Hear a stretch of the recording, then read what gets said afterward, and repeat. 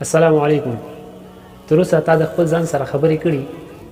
راځه زه د خپل ځان سره مرکه کوم. السلام علیکم. جوړ یې؟ وعلیکم السلام. جوړ یم. کولی شم تا څخه یو پوښتنه وکړم؟ هو کولی شې زما څخه پوښتنه وکړې. زما سره مینه لرې؟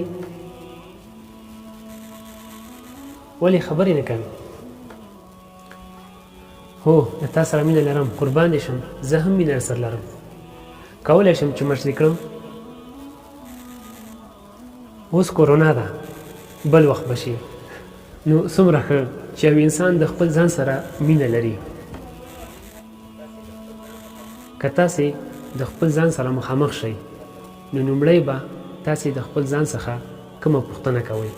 په لاندې کومنټ کې راته ولیکئ.